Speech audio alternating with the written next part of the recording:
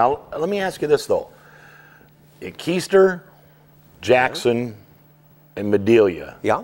Now, those are all outside of Sweet Swine County, right? Oh. Okay. Yeah. Well, Earl? Yeah. Earl, where'd all this stuff come from? Isn't that something? Where'd all that come from? I'm wondering, is you suppose that's part of our guest? I'll bet it is. Folks, you're in for a big treat tonight, let me tell you that. Coming to us now from Clay County down in Iowa, in Spencer, we have, along with us tonight, evidently somebody responsible for this stuff here, and it's gorgeous, let me tell you what.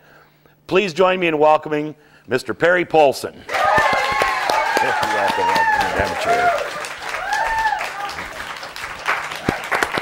Well, hey, Perry, thanks for joining us. Appreciate you having here.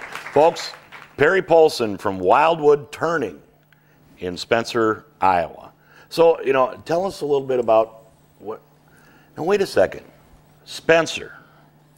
They have a fairgrounds down there, don't they? And Clay County Fair is the biggest county fair in the United States. Oh, that's where I had heard that. No, I'm just teasing with you. I know that. But tell us a little bit about your business, what you do down there. My Wildwood Turning business involves teaching people and custom turning for people from anything from their lilac bush in the backyard to the giant walnut tree in their front yard. Anything that's going to be taken down from development, storm damage, just in need to be removed, can be turned into something that they can cherish for a lifetime instead of just discarding. So you're saying you can, if I've got a special tree that means something to me and I got a chunk of that wood, I can bring that wood to you and you'll make me something out of it? Exactly, or I can help you make something out of it. Oh, I was reading up a little bit. So you give classes? How does that work? I have beginner classes. I start classes at 10 years old, and that's mainly between center turnings, like the ink pen I have on your desk.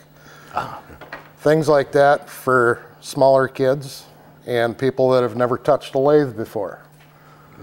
This kind of reminds me, when I was a kid, I had a thing called a Mattel Power Shop that had a little lathe, and I could make things about this big, but I could never make two that looked alike, but that was kind of neat. So do you have like a special wood that's your favorite to work with? My favorite wood to work with is lilac. For one reason, it's got a lot of grain change direction in it, a lot of color. It's got a lot of purples. Wow, so the purple's so that's on the inside, that's not dyed. That's all natural. That is wow. But the lilac, my favorite part is it smells like the flowers when you're working with it. Oh wow! Because when you turn a piece of oak or a piece of cottonwood, you range from urine smell to barnyard smell. Depending on what they've been planted by. Yeah. So how long have you been doing turning wood? The extent that I do now, I've been turning for about 5 years. I've been located on Main Street in Spencer, right on Highway 71 for 3 years now, and been turning since high school shop class. Wow. So if people wanted to see your work, where could they go to see? I've got it in a gallery in Spirit Lake called A Piece of Work. Okay. Arts on Grand in Spencer. Mm-hmm. And then once a year we put on a multi-artist feature called Artisans Road Trip. Mm-hmm. And people drive around all the different studios and see different people's art. Oh, so they all come around to your place, not that you guys go travel around to them. This year, during Artisans Road Trip, I had over 100 people through my shop from all over the world. So now if people want to come to your shop, do you give them demonstrations and tours of the place and all that kind of stuff? I give a quick tour to anybody that's interested. And if I know you're coming, I can set up a demo. I frequently do women's groups, classes for schools. And when I do classes for schools, it's always fun to put a fresh piece of wood on so I can make a big mess for the kids. They like messes. So, if a guy wanted to get into this and start, obviously you're gonna have to teach him a little bit, but say he wanted to get some of his own equipment and that, start doing that, is that something that's real difficult or real expensive to get started? Tools and equipment can be as expensive as you let them be. Mm-hmm. And my biggest thing at Wildwood is I show you how to do it without spending all that money. Granted, you can if you want to, but you don't need to. I can often tell people that I can get them turning for under $200. One of your nice. I mean, you got so many gorgeous pieces here. I like this lilac. That one's actually treated on the inside, so you can drink out of it. You can drink out of it, okay. So how long does it take you to turn out a piece like that? I've got probably 15 hours in that. That's kind of neat, like with these colors and stuff. When you get a piece of wood and you're just, you're looking at a log, how do you know what's inside there?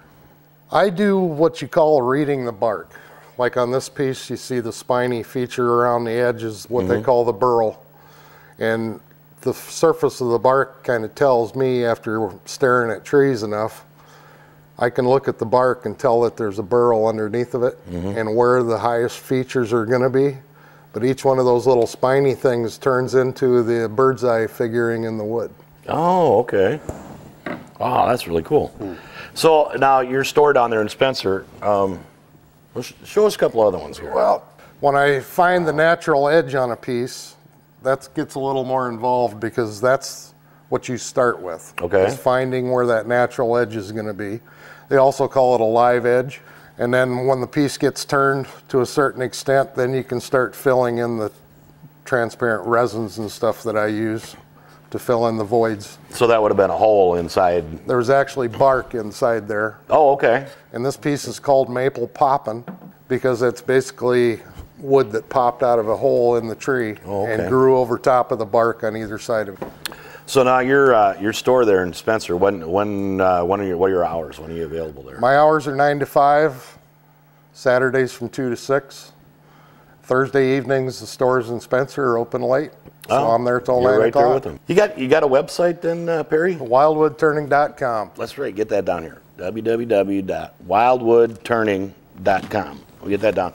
I got to ask you one other thing. This thing here just intrigues me. This isn't sap or amber in here. What? It's a polyester resin. That is just amazing. How do you do that in the? I use a polyester because it keeps some flexibility with the wood. Because that wood's gonna expand and contract over. Wood always wet never stops moving. This piece is being done for breast cancer awareness. It'll be auctioned off this next month. That's gorgeous. But that's the same material, colored pink. Colored pink. Okay. So then you do the same with this turquoise stuff? The turquoise is a granulated turquoise material that I put in there, and then it's set in with the same resin. Oh, wow. Colored black. Oh, that's great. So. This piece back here is an extreme example of the turquoise fill in a root ball from a barberry bush. The yellow is all natural. The turquoise is all I added. Well, hey, Perry, this has been really enlightening, and it's beautiful stuff. We'd like to, what do we got here? I'd like to give the whole studio audience everybody a Wildwood t-shirt. Folks, that just goes to show you again why this is the hottest ticket in town. Thank you very much. That'll be great. Well, Perry, thanks again for stopping by. Appreciate it. Good report tonight. Well, thank you, cousin. Keep tweeting out there. I'm going to keep chirping away. Okay, yeah, do that. Twizzling. Folks, stop back and see us again next time. We might even have a band that time. But for now, good night, everybody.